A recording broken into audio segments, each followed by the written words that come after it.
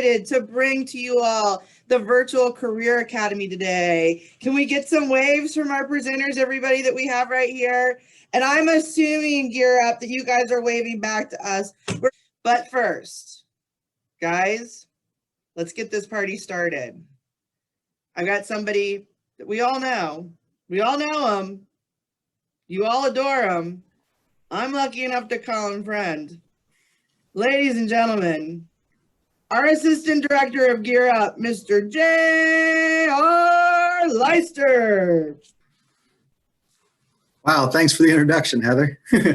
I always appreciate an opportunity to work with these amazing coworkers that we have as part of our Gear Up team here in our central office. Many of you may not know us because you are basically the final group of students that we're serving as part of this grant. So it was always the class ahead of you that talked about Gear Up and got to go on the Gear Up trips and be involved in the Gear Up summer camps and those types of things. But you seniors right now, we want to let you know that we are here to help in any way that we possibly can. And some of the ways that you can really become a part of all that we do is by signing up for the Text for Success platform. And your site coordinators at your schools, I know you know who those folks are. You should have one or two Gear Up site coordinators at each of your high schools.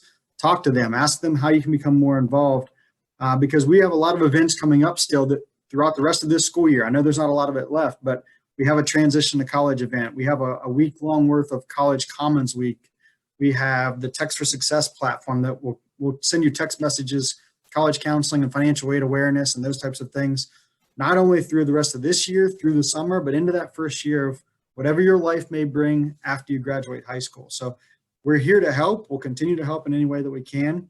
And as I'm sure we're going to talk about throughout the day, and many of you are already aware, there's been an extension to our state level financial aid program. So we're going to be pushing that messaging out, and we're here to help you submit those promised scholarship applications, apply for the West Virginia Invest Grant, complete your FAFSA, and all those things you need to be doing to set yourself up to be successful, not only through this transition to what comes next, but be successful once you get there as well. So welcome on behalf of West Virginia Gear Up. We're even though, as Heather said, we're not able to do this live today, we're super excited that you're taking the time to check it out, view the recording, and we have some absolutely incredible presenters for you today. So enjoy the rest of the program, guys. Welcome. Thank you so much, JR. Well, guys, do we have a treat for you all? A big treat. So, guys, I don't know about you all, but I think science is pretty cool. Obviously, we're here for a STEM event, right? So I have the honor to introduce one of our own. She's homegrown, you all. She's homegrown. She's a West Virginian. Not only that, but I don't know if you guys can see up there, there's somebody that has some WVU Mountaineer colors going on. I almost want to give a let's go Mountaineers, but that's just the Mountaineer in me. So ladies and gentlemen, Emily Calandrelli, she's from Morgantown, West Virginia. She received her undergraduate degree from WVU. She is also, quite impressively, an MIT engineer turned Emmy-nominated science TVOs. If you guys have been spending time on Netflix like I sure have been of late, you guys will definitely recognize her. She is the host and co-executive producer of Emily's Wonder Lab on Netflix. She's featured as a correspondent on Netflix, Bill Nye Saves the World, and is the author of the science chapter book series, The Adelaide Adventures. And here's something super cool, super duper cool. The third book in this series was launched to the International Space Station. I know I'm super excited to hear what she has to say. But before we welcome her, you all, let's take a virtual glimpse into Emily's Wonder Lab very quickly. 3, 2, 1.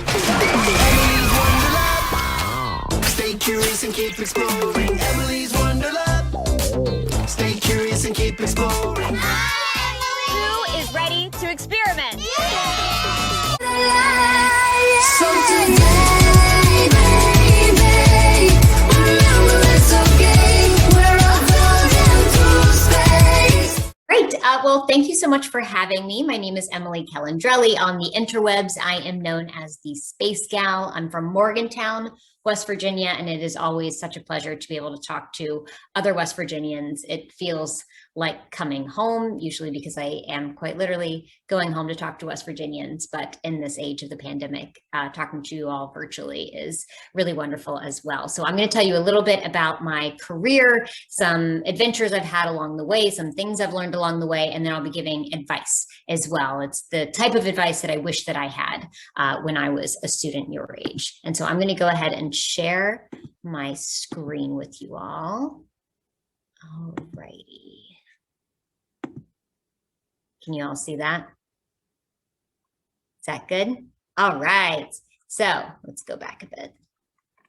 Start from the beginning. So that's me. Online, I'm known as the Space Gal. I talk about science and space and literally everything STEM across all social media on Facebook and Instagram and Twitter, and most recently TikTok, which is something I started during the pandemic because all of my other jobs got canceled. And I thought, well, let's try this. And it seems to have worked. I've garnered nearly 600,000 followers on that platform over the pandemic because it turns out people want to learn about science, which is really exciting. So here's kind of my career trajectory. I started at WVU. I studied mechanical and aerospace engineering. I was on the Promise Scholarship. I heard you guys talking about the Promise Scholarship. I was very lucky to have received that. And I now have no student debt at all, which is very rare for many students, but it was because of the Promise Scholarship.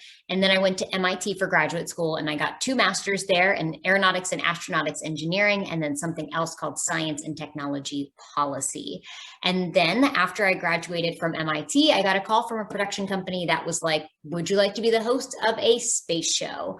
And that was a very random call and a very exciting call because I always love adventure. And I said yes. And that was 8 years ago now. And I have started to really kind of expand my career in this niche of science communication. So now I do various TV shows on Fox and Amazon Prime and on Netflix.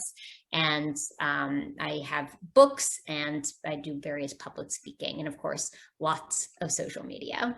So here is a clip of all of the adventures I've had for my first show, Exploration Outer Space. This was the show that I got the call to do right after I graduated. And I've been doing the show for 7 years now. We just got picked up for another season, which is really exciting. This is the show that got me my Emmy nomination, and it's very near and dear to my heart. I'm now the executive producer of the show and the host. And so here are some of the adventures I've had along the way.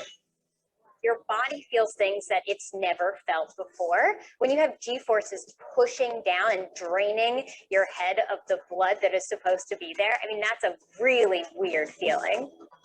Fighting G-forces is a full body effort.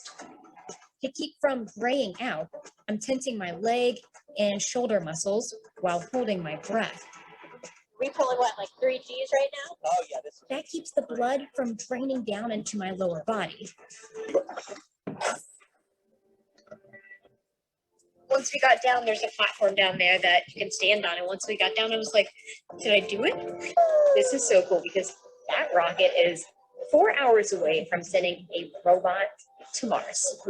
Okay, we are about to go into the elevator that's going to bring us down to the laboratory, which is nearly a mile underground. And it's about a 10 or 11 minute elevator ride. and it's a cage. And it's a cage. It's not an elevator, it's a cage. And I'm not gonna lie, I'm a little bit nervous. This is probably going to be the most extreme place I've ever seen anyone do science.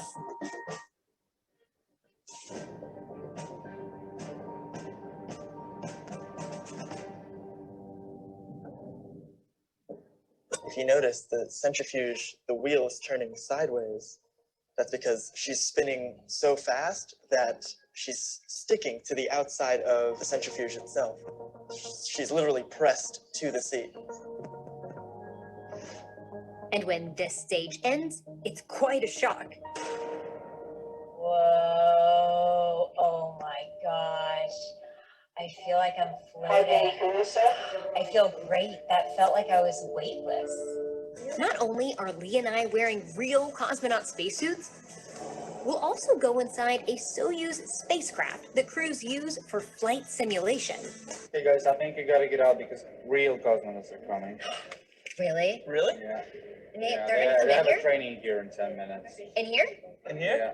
We have to go because real cosmonauts are actually on their way here to use this trainer. Just the Pretty coolest. That's the coolest reason to have to go I have to leave anywhere. somewhere. Yeah, that's pretty awesome. All right.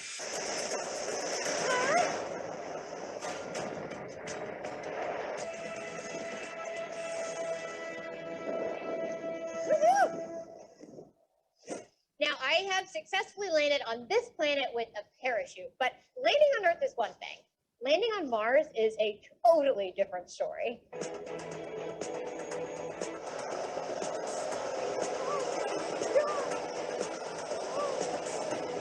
Going upside down was my favorite part because it was actually really smooth and you could see the entire Earth circling around you.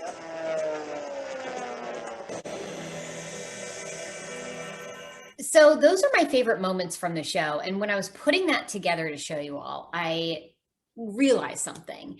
And I realized that the moments that I am most proud of in that show, the moments that were the most exhilarating and the most exciting, they all started with a little bit of fear. A little bit of fear that maybe I shouldn't do it. Maybe I'm not brave enough to do something like this. Maybe I'm not clever, like smart enough or skilled enough or whatever it is, that little voice in your head that says, this isn't for you. Maybe you're not good enough to do something like this. And I was a little bit scared, but that is the stuff that I am most proud of when I look back on my experience. That's the stuff that kind of built my confidence along the last 7 or 8 years. All of that stuff started with a little bit of fear. And I realized that being brave doesn't mean that you don't have those fears. It means that you don't let those fears get in the way of what you want to accomplish, your goals. I realized that being brave doesn't mean that you don't have those fears. It means that you don't let those fears get in the way of your goals, get in the way of the thing that you want to accomplish. And if you can't get over those fears, just do it scared. That's what I did. And you're going to do it anyways. And your future self will thank you. So if you can't get over those fears, just do it scared. And today I do many more things than exploration outer space. I am the author of a children's chapter book series called the Ada Lace Adventures. Ada is a 3rd grader from West Virginia who loves science and technology, and she goes on these adventures to solve mysteries with technology and gadgets that she builds herself. And it's a book that I wish that I had as a kid, a book about science and technology that featured a little girl as the main character, that featured a West Virginian as the main character, and a very positive, fun, lighthearted story. And the 3rd book in the series was Launched to Space. It was selected as part of the Storytime from Space program, where they send children's books to space. And it's a read aloud program where they have an astronaut floating weightless in the space station, reading the book aloud. So if you go to storytimefromspace.com, you can find the astronaut reading my book on the space station, which is just mind-blowingly cool. I am also a correspondent for Bill Nye. Bill Nye Saves the World. That was one of those life-changing experiences where I literally interviewed with Bill Nye for the job. And that was a cool, terrifying, awesome thing to do. And so now on Bill Nye Saves the World on Netflix, I travel the world to gather science stories for Bill. And then now I have my own Netflix show called Emily's Wonder Lab.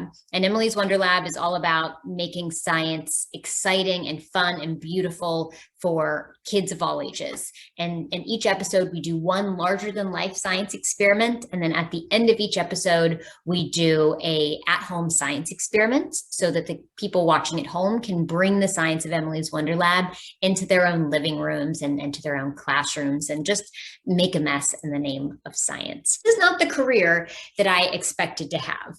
I did not consider myself one of the smart kids in school. I went to Morgantown High School in Morgantown, and the smart kids at that school were really the kids who had parents who were professors at the university.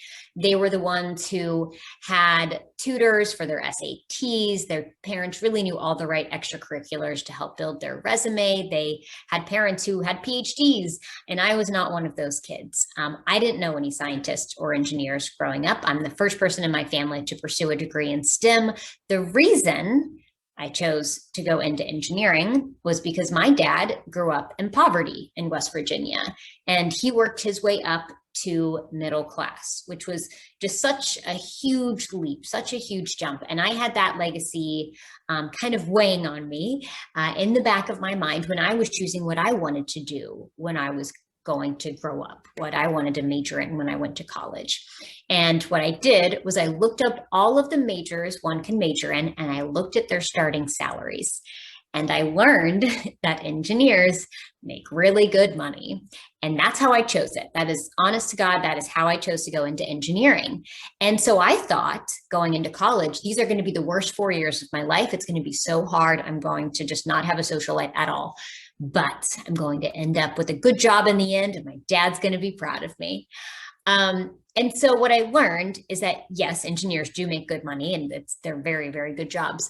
But those were some of the best 4 or 5 years of my life. I did 2 bachelors. So I was in college for undergrad for 5 years.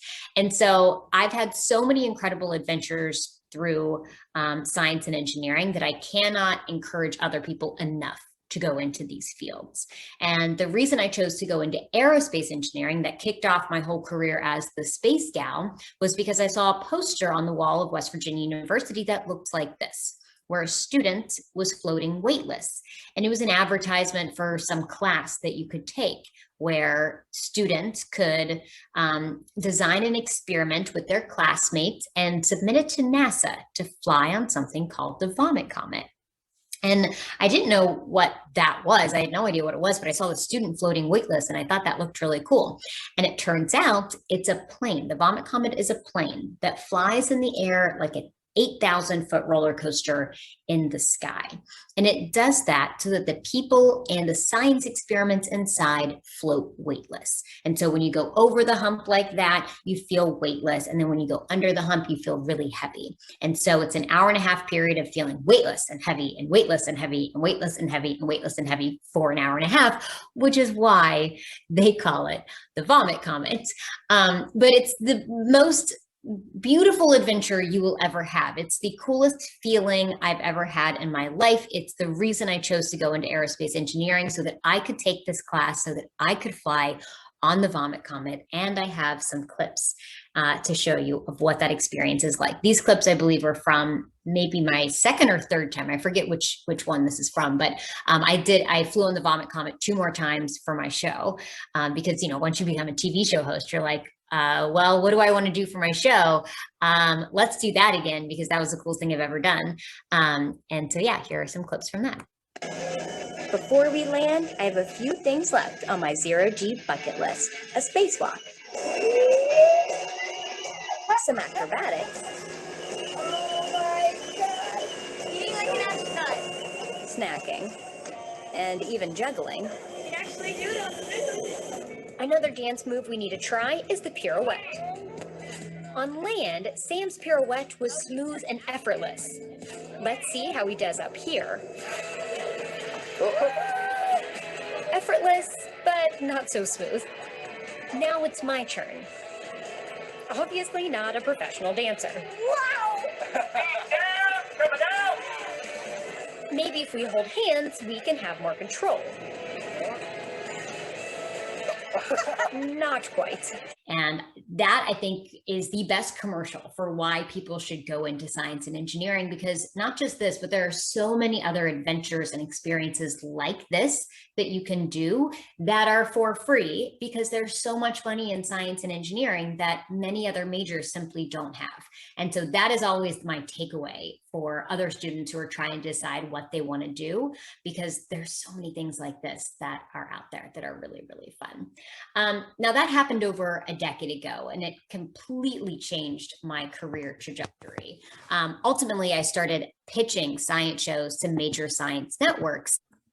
Yes. So As a science TV show host over the last 5 years, I have been pitching science shows to major science networks. And I've been getting a lot of the same feedback when people say no. They often use the excuse that, well, our audience is predominantly male, and they just don't know if they would relate well to a solo female host, which, is unfortunate feedback to get. And what that leads to is that they often buy male directed, male written, male produced, male hosted science shows that perpetuates the audience that is predominantly male. And that circle just keeps happening, which is really unfortunate. So if you go to some of the major science channels, I won't name who, but and you look at their science shows and who hosts them, they will look remarkably similar.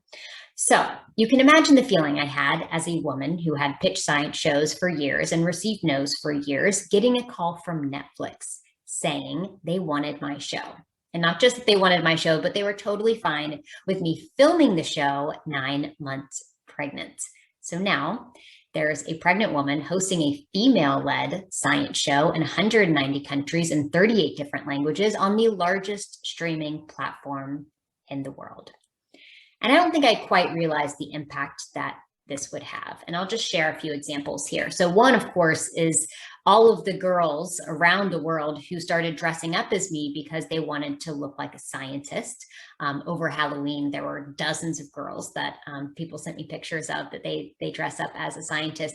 There's also dozens of kids having Emily's Wonder Lab themed birthday parties. But one thing in particular really struck me, and it's this Draw a Scientist test. So the Draw a Scientist test was first conducted in 1987 in order to study when children learn about stereotypes of scientists. In the original study of nearly 5,000 kids, only 28 girls. Of 5,000 kids, only 28 girls and 0 boys drew female scientists.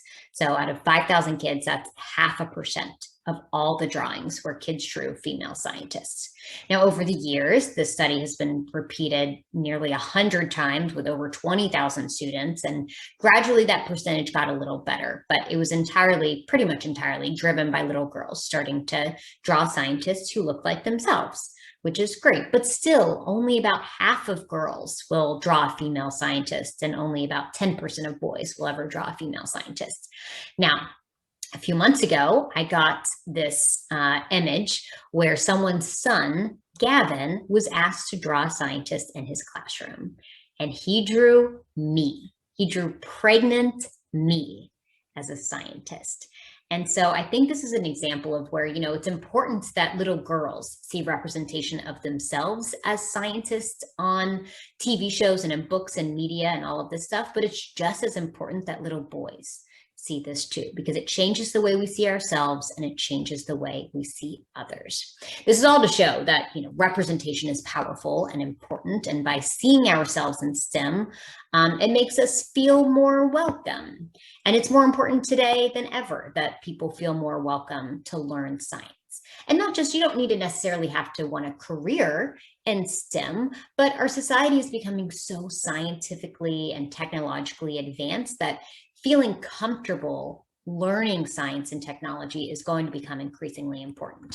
And other than representation, another way to cast a wide net so that as many people as possible feel comfortable learning science is through empathy.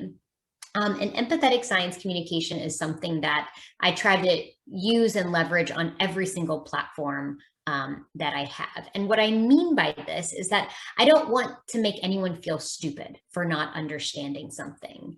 It is wonderful and brave and smart to admit that you don't know something, because this is the only way that we can fill gaps in our own knowledge and become smarter over time. I said that I didn't consider myself one of the smart kids in high school. That slowly changed because you can make yourself smarter over time. You can fill the gaps in your knowledge that you didn't have because your upbringing was a little bit different than some of the peers that you consider smart people. You can fill those gaps over time. Empathetic science communication also means that I recognize that you know things that I don't. What may be obvious to you might not be obvious to me. We're all starting from different places. We've all had different access to education. Some people grew up in families of scientists and engineers, and all of that language feels second nature to them. Some of us didn't have that. So bottom line, it's important to understand that we're all starting from different places. So I guess the thing I want to leave you with today is that I did not expect to have the career that I have today. I didn't know any scientists or engineers growing up. I certainly didn't know any TV hosts. I didn't know any of that stuff. I was sort of starting from scratch in that way. I was not one of the smart kids from high school. I was, however, one of the hardest workers I knew. I may have been a slow learner, but I put in the time. I took on challenges, I took risks, and I bet on myself. I applied to things that none of my peers with the exact same qualifications as me applied to because they never thought that someone like us could win that, could get that. And then I would get that thing. And then I would use those opportunities to reach even higher. I would use that internship or scholarship or fellowship or award or whatever it was to reach even higher. The only way that you can guarantee that you are not selected for an opportunity is to simply not apply for it, to count yourself out before someone else has a chance to. Don't do that. Instead, my advice to you is this: bet on yourself. Never count yourself out. Your life, your experiences, your struggles, your challenges, even the simple fact that you are from West Virginia makes you unique. It makes you valuable. Your voice deserves to be heard. You belong in that room, right? And be brave. Remember that the best accomplishments in life start with a little bit of fear. Fear that you may not be smart enough, brave enough, old enough, whatever it is. Remember that being brave doesn't mean that you don't have these fears, because everybody has these fears. Being brave means you don't let those fears stop you. And if you can't get over your fear, just do it scared. Your future self will thank you. And lastly, be empathetic. When we're trying to teach other people things, remember that we're all starting from different places and that the best education starts with kindness. So thank you all for spending your time with me today. I am so proud to be a West Virginian, and I am so honored to be able to talk with you, and let's connect on social media. Thanks, everyone. Emily, thank you so much for joining us today. You know, I love what you had to say very much about representation. Not only are we so incredibly happy to start seeing more female scientists and more females in the STEM in the STEM area, but gosh, how incredibly awesome is it to have some West Virginia representation as well. I just think that's amazing. I love so much what you say about how it all started with just a little bit of fear. I think right now our students, and I'm talking to you guys, I'm looking at you students, you know, you're seniors in high school right now and you're second semester seniors. This is a really big time in your lives. And if there was ever a time where you need to be brave because you're looking at some fearful situations, you're looking at a fearful time, there's a lot of change happening right now. And you need to look your fears in the eye. And one of the biggest words of advice that I think she just gave you and that I can give you is to start asking that question, what if I can? What if I can? Just like she said, look at your fear. It's okay to be fearful, but be brave and do it anyway. That's exactly what she's saying. So I very much appreciate you giving them that information, Emily. I love what you had to say. I applaud you. Thank you so much. Thank you so much. Next, teachers, I want to remind you, please make sure that we get the names of your students because, like I said, everybody, we've got about $1,000 worth of prizes and giveaways that we're still wanting to give away. We are super excited about that. We not 100% sure how we're going to do it, but we think we might be spinning a wheel live on the Facebooks so we can draw those names of students so that you can get those prizes and giveaways that we will be giving away. We're super excited about that. Next, all right, next up, I'm super excited. We have a STEM panel discussion for you all, and we have 3 really great participants that are here to join us today.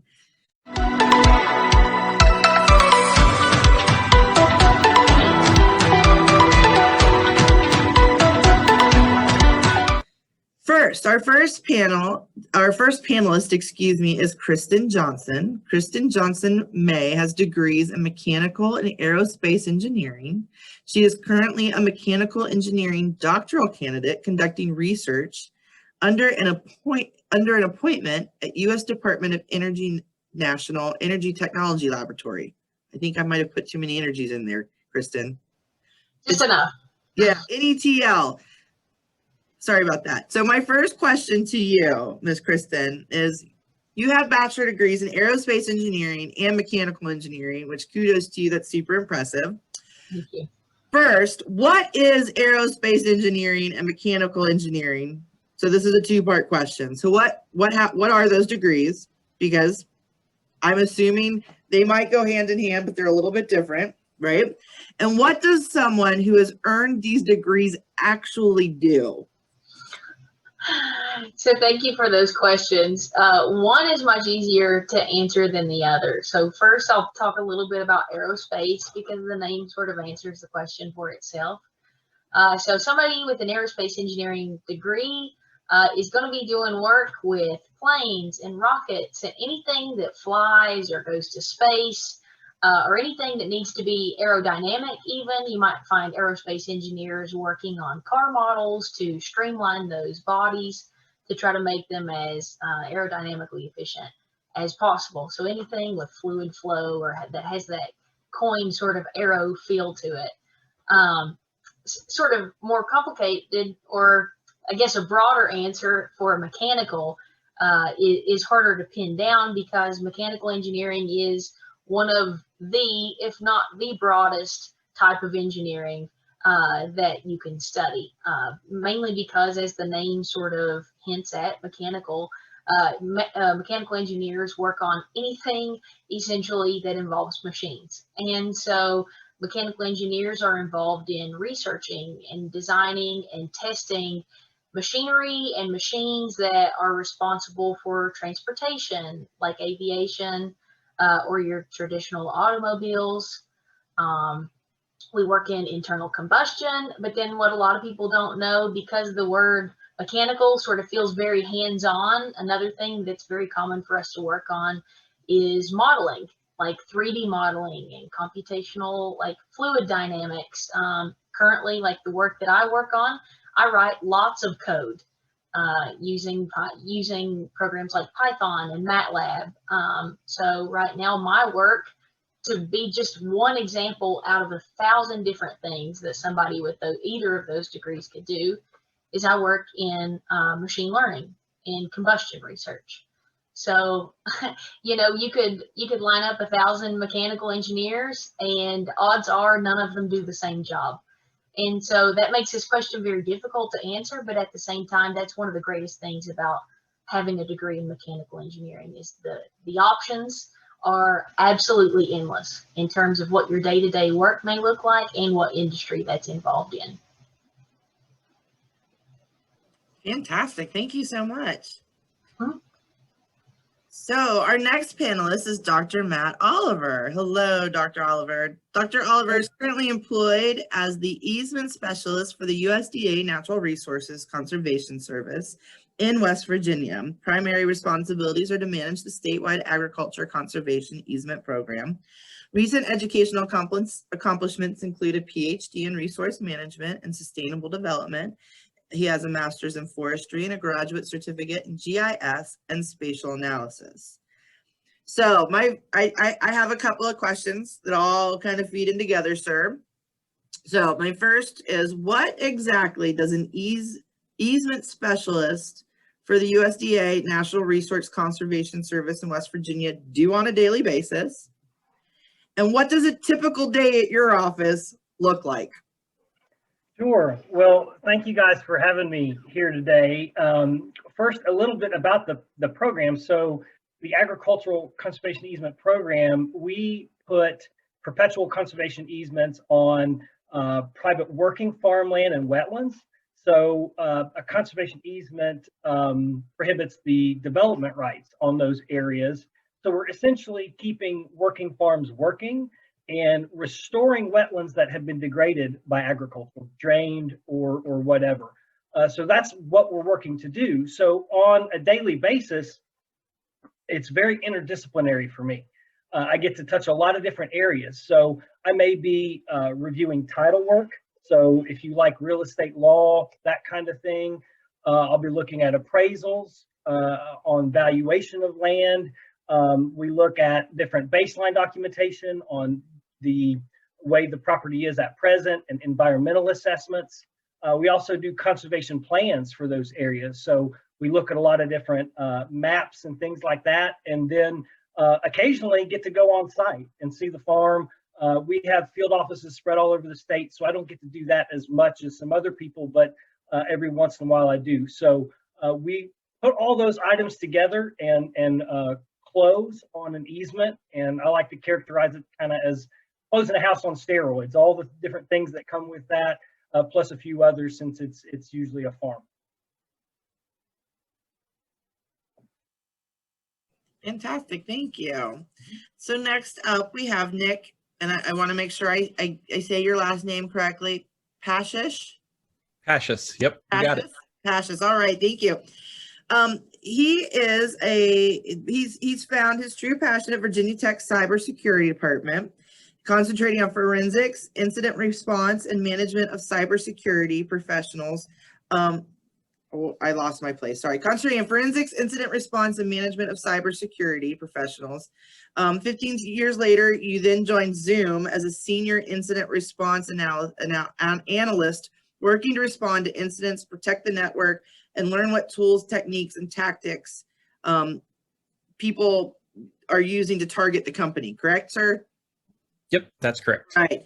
So I think we've probably all watched a lot of CSI and forensic file shows. So are you the cybersecurity forensics guy that we all see on TV?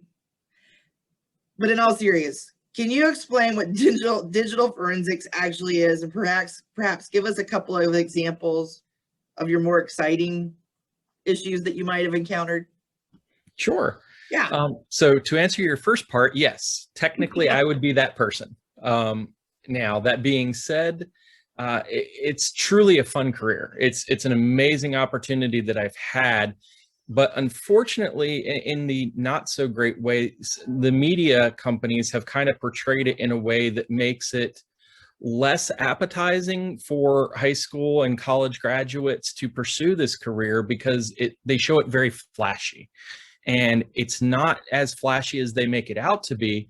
But that being said, it is for people like me, it is so much fun and it's so rewarding, because part of the stuff that I really enjoy doing is I like protecting people and networks and data and things like that.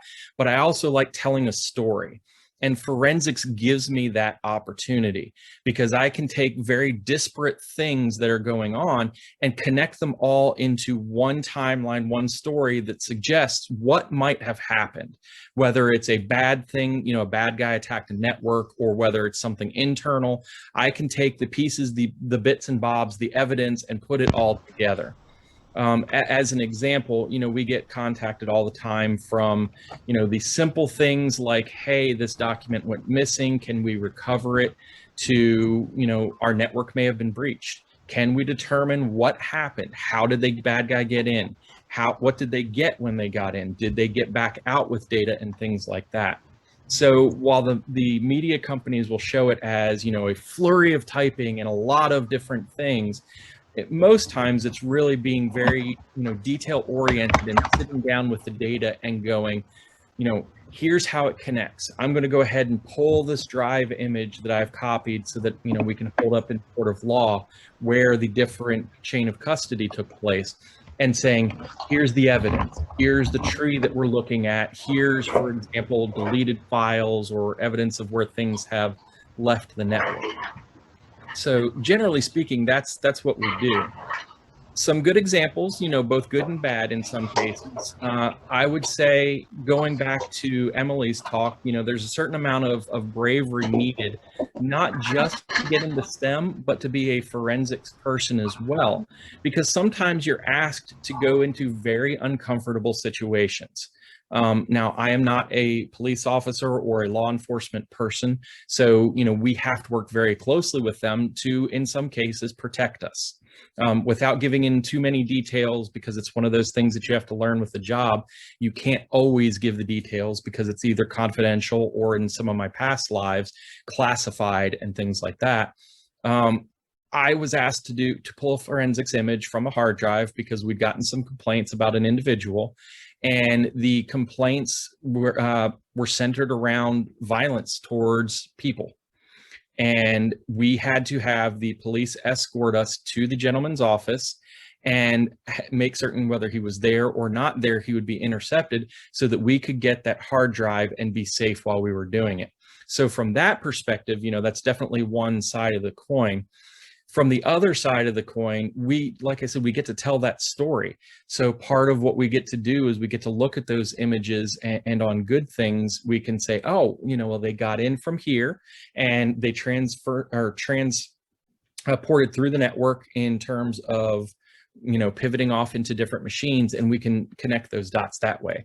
So not everything's bad. A lot of it can be fun too, but you definitely have to have that mindset of, I want to do good, both in my job and in the world, and the realization that what you do matters, both from a perspective of being able to tell that story, but also your job is important enough that you need to be protected sometimes when you're doing it. Sure, you guys really get to fill in the missing pieces of the narrative. Yes. It's fantastic. So, Miss Kristen, I know this and you know this, and there's probably a couple of other folks out there that are viewing this that know this.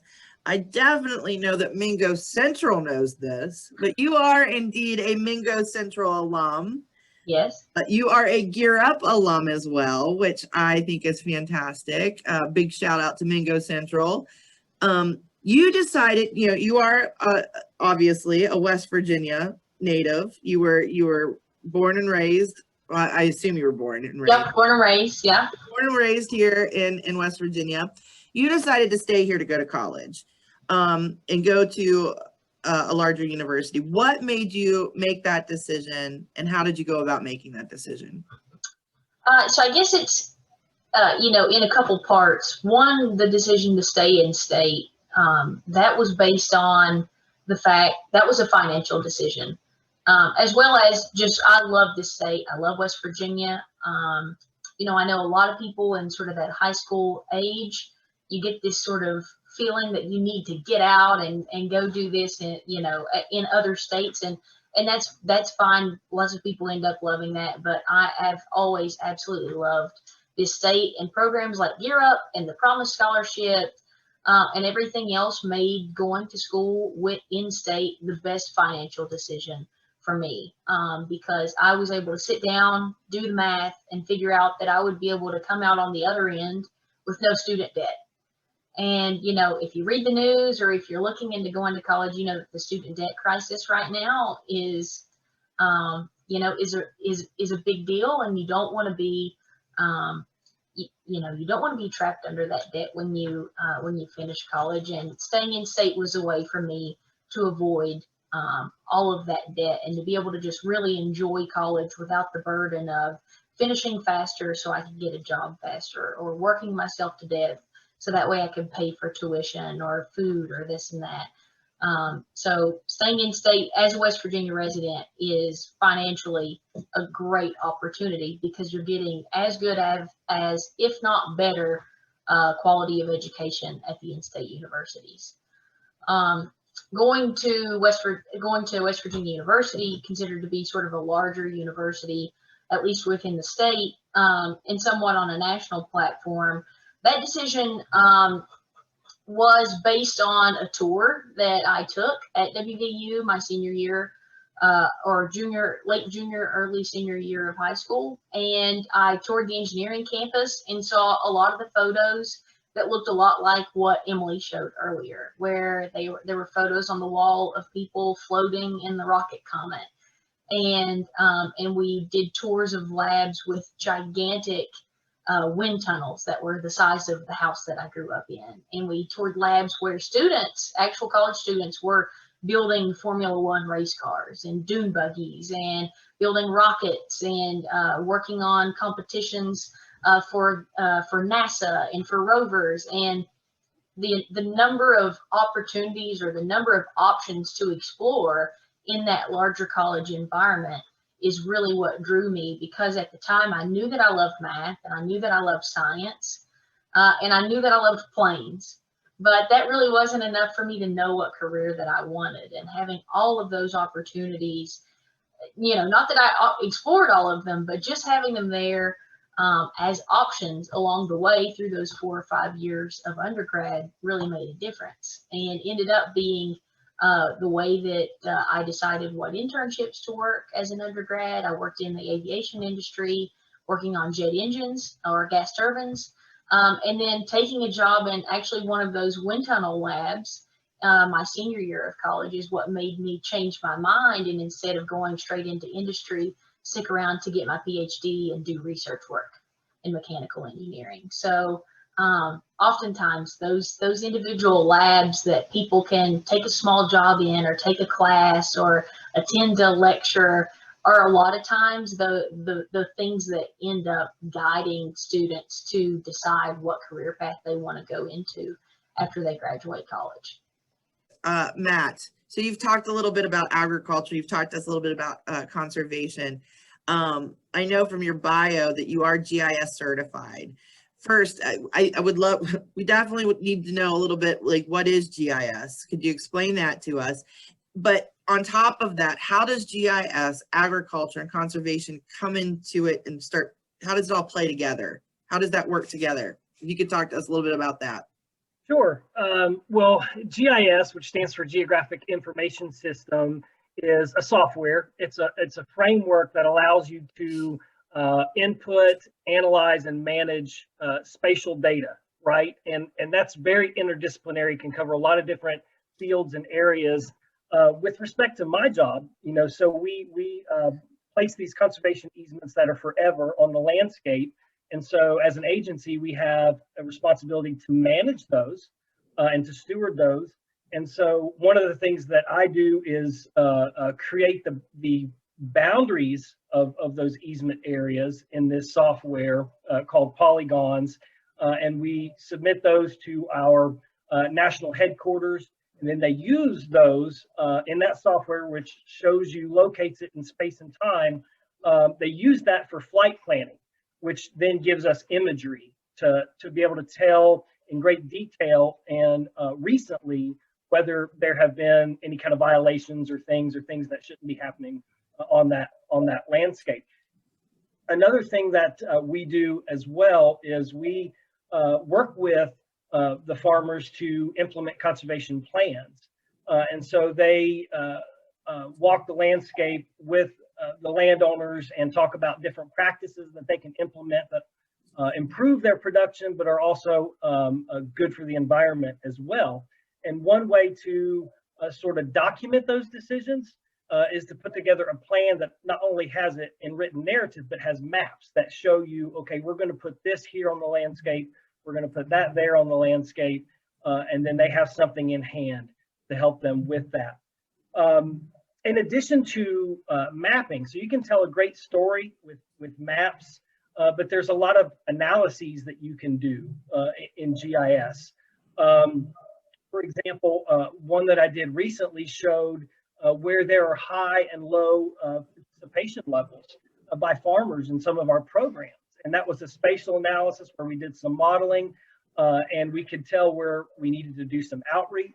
And it's really a research method. So you're not just, not just pretty maps, but we actually have something that is can be used for a research method or to do outreach and things like that. We also have done some hydrologic modeling. So you can take rainfall data and digital elevation models, these different layers that you can put on top of each other in this framework, and kind of get a model of runoff for rain and tell how ag runoff is impacting nearby streams. And that way we can identify certain watersheds that may be priorities for us to do some conservation. So it's really just a great skill to have. And again, it's fantastic for agriculture and conservation, but it's really applicable to many, many different disciplines. So Matt, I'm going to go off script here for a minute because I find what you do incredibly fascinating. And I think so many of us, we think farming is what we see on TV, because a lot of us, that TV is what we see, you know? So I do have to ask, like, did you have an agricultural background or a forestry background? I mean, did you grow up with a farm in your for lack of a better phrasing, in your backyard? Did you grow up with a farm? I mean, is this what you know? Is this what you grew up with? Because we think of careers, and a lot of times some people end up in a career they knew nothing about because they didn't know it existed. This is something I did not know existed. Right. Because it's a part of my wheelhouse. So I'm a little bit interested in what led you here. And I think our viewing audiences as well. Sure. Can you mind giving us 30 seconds on that? Yeah. So I'm from Southern West Virginia originally. Did a lot of moving around, but my dad was a pastor. We didn't own a farm or anything like that, so I didn't grow up on a farm. But just being from West Virginia, like many others on here, love West Virginia, love the state. But that grew into a passion for natural resources and conservation. I actually went to undergraduate for criminal justice and wanted to be worked for the Department of Natural Resources, be a conservation officer, something along those lines, working outside. But then really developed an interest in forestry through that. So then I went and got a master's degree in forestry.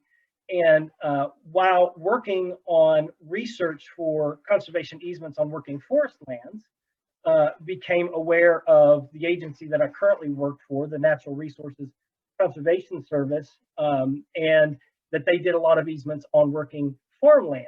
And so that's where I started volunteering for them, and was like, wow, this is really cool. I'm like you, I didn't know it even existed, and just sort of fell into it. And as I was applying for jobs with them, decided to go back to school and did some research that was related to the agency that I was working for at that point in time. And so I guess the moral of the story is, if you don't know yet, that's okay. Follow your passions, because that's the way I got to where I'm at. So Nick, we know that you've worked for some big companies. I see it on your shirt. We've got Zoom right there. We are on Zoom right now. You've worked for Adobe. You've worked in California. Now I believe you are in Virginia. Am I correct with that? Not quite yet. We're almost back to Virginia. But you're almost there, right? So you're on your way, so you're not quite there yet. But you are with the same job. You're still with the same company, but obviously you have the ability to work remotely, kind of wherever you are in the world.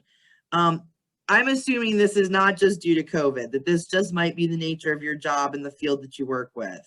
Can you elaborate on this particular, I would call it a perk, if you would? Sure. So it's a combination of both, and it really depends upon the company. You still have, because cybersecurity is such a growing field, such an evolving field, not only do we have to keep up with the bad guys, but we need to keep up with the trends in corporate America as well. So, you will get to where some companies are very progressive, very modern, and their commentary on the subject are basically, your job is online. You look at online resources, you do your investigations online, you do your, data collection and your projects and things like that. So they wholeheartedly agree with well, you can do it all online, so why not be remote? And Zoom is one of those employers, for example, where they straight from the beginning said, your position will be 100% remote. You can work from anywhere in the US that you want to. We don't care. We just want you to do a good job and be happy. Other companies are experimenting still. They're trying to figure out what it is they want to do. COVID was a very big wake-up call to the nation for a large number of reasons. But from the workforce perspective for jobs in technology, not just cybersecurity, a lot of people are realizing that, wait, maybe we can be remote more often than not, or maybe we need to have a hybrid approach, where some days of the week you're at home, some days of the week you're in the office. Because as good as platforms like Zoom and Teams and Cisco's WebEx, et cetera, are, there's still something to be said to have that physical communication, that physical walking up, knocking on somebody's office door and going, hey, I've got this problem with, code or an investigation or something. Can you brainstorm with me? Now, I mean, obviously we're on here. You can easily do that too.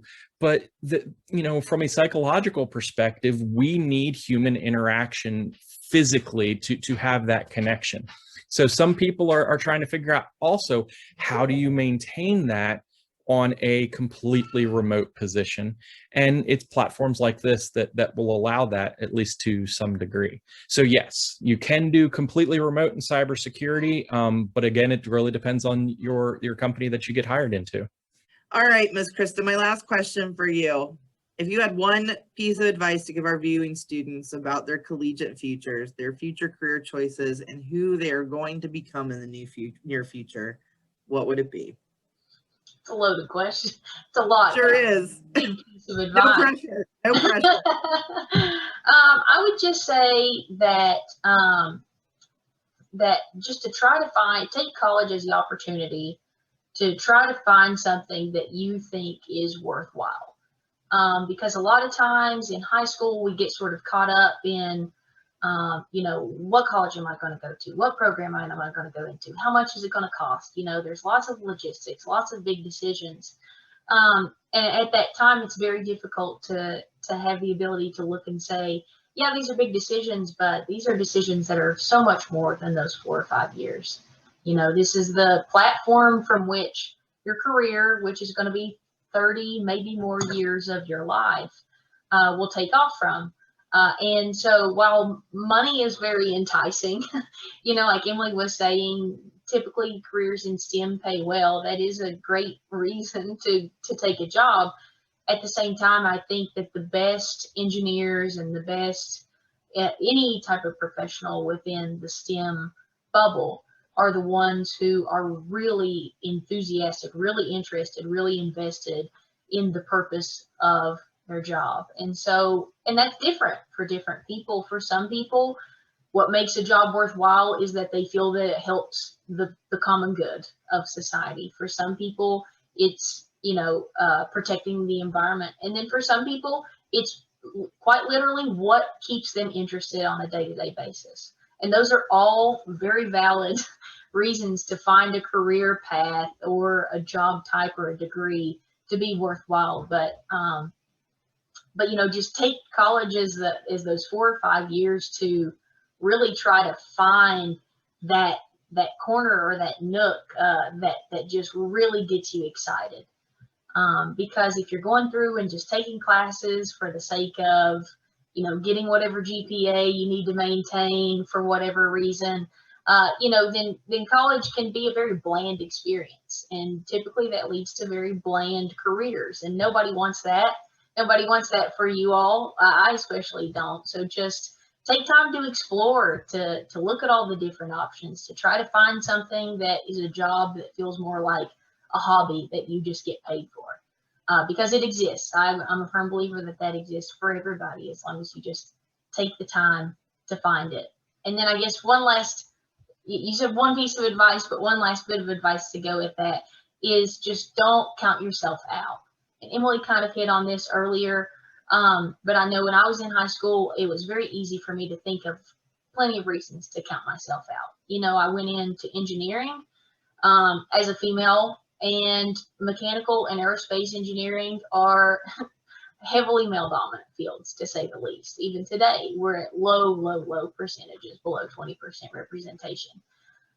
In addition to that, being from West Virginia, a lot of times we have a tendency to count ourselves out because we don't think that we have as many opportunities or that we're as intelligent as kids from other states or from better backgrounds, or maybe because of like your economic status or the fact that your parents have never gone to college, those sort of things. So I would just say, just don't count yourself out, because as soon as you do, you're going to miss all of the ability to find a career that you're excited about. And you deserve a career that you're excited about. You know, life is not just about going out and making ends meet from day to day. Whenever there are plenty of STEM careers that need good West Virginian students to fulfill them, that you as the employee can also be fulfilled on a professional level. Oh, Kristen, first of all, you were wise beyond your years, my friend. Thank you. I couldn't agree with you more. You know, you want to have a great job, but you want to enjoy what you do, because you're going to have to do it for a long time. So you might as well enjoy it while you're there. 100%. I couldn't agree more with you. Thank you so much. I appreciate you being here with us today. Are you where you thought you were going to be when you started this journey when you were 18 years old? And has it changed for the better? So I love that question. Yes and no. I wanted to be in computers. I did not know that I was going to necessarily be in cybersecurity back when I was 18, but I knew that I wanted to be in computer science or information technology, whatever. I mean, the names evolved over the years. But I never thought that I would get to this point from where I started, which leads to a few different things that I want to make certain that I talk about, because I think they're very, very important, because nobody told me. And it goes back to, you know, what Matt and what Kristen and what Emily all said and brought up.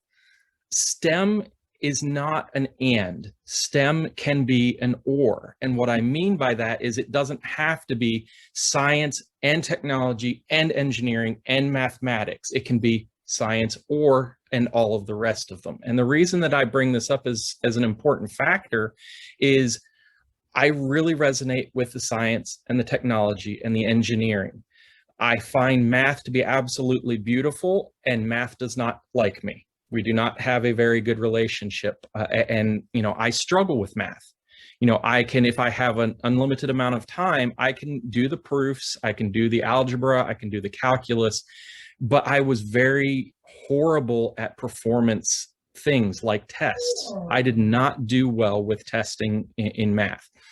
And that leads to my second point, which everybody has said, and I really want to reiterate in a different way. You need to believe in yourself. First and foremost, you must be true to yourself, because you know what you want.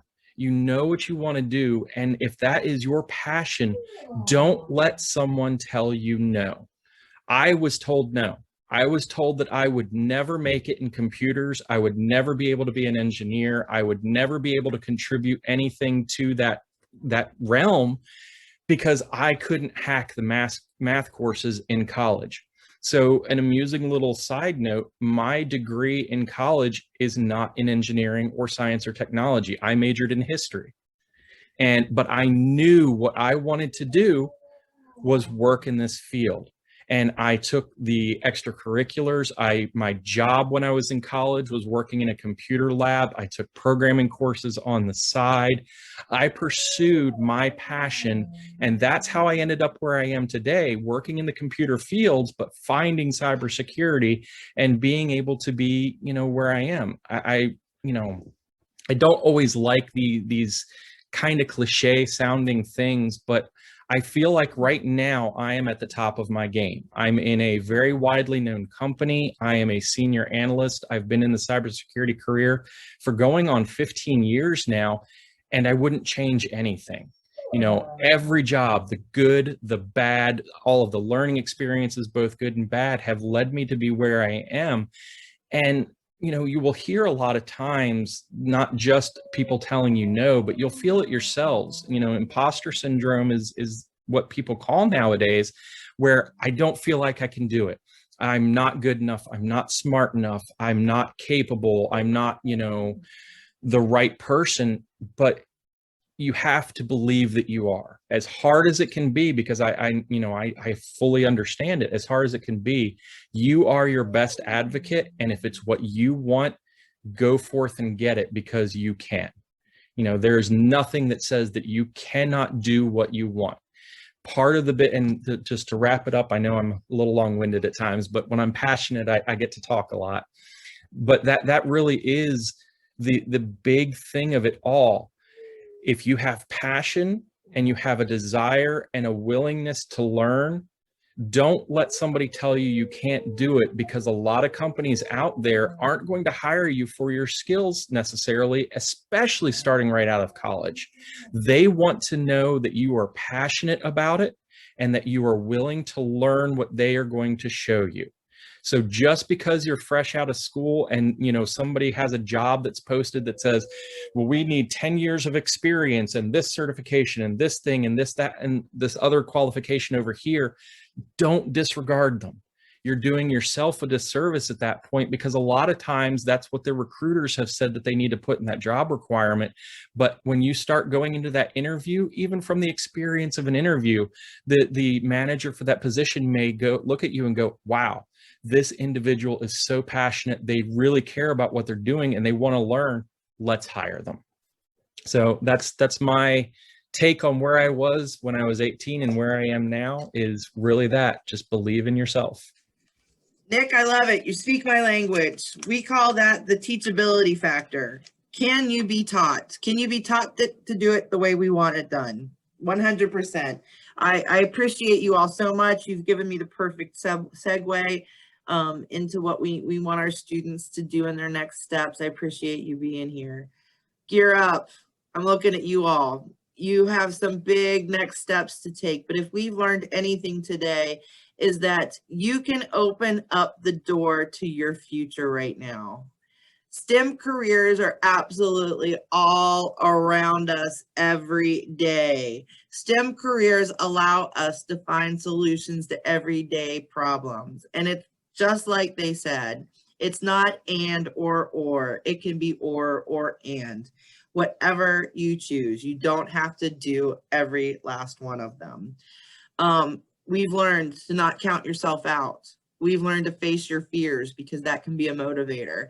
We've learned to find pride in who you are, to believe in yourself, and to be kind,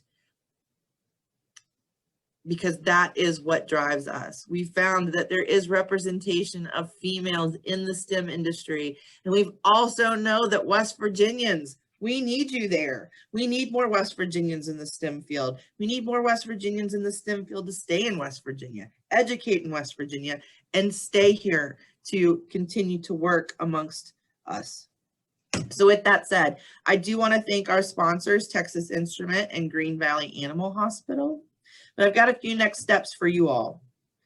Our next steps are, you guys, promise that deadline's been extended to July 1st. Get those promise applications in. So many of you are so close. So many of you might qualify for it right now and you don't even realize it. You can go to cfwv.com today and go apply for it, right? The FAFSA, if you've not applied for that yet, you need to do it. If you need extra help, contact our office or talk to your counselor or one of your teachers or your site coordinator, or go knock on your principal's door. You can tell them I said that, and ask for help with your FAFSA. We are all here to help you with that. We also have the Cool Cash for College. We have one more drawing for prizes and giveaways on that. So make sure that you have filed your promise and filed your FAFSA so you can be entered into that last drawing. And finally, if you're interested in learning more about STEM careers, get onto cfwv.com and go check out some more STEM careers that are available for you. If you're not quite sure, go try one of the entrance inventories. Any of the inventories that are on there. CFWV has tons of STEM careers that you guys can check out. And finally, I leave you with this. #GearUpWorks. You guys have a great day.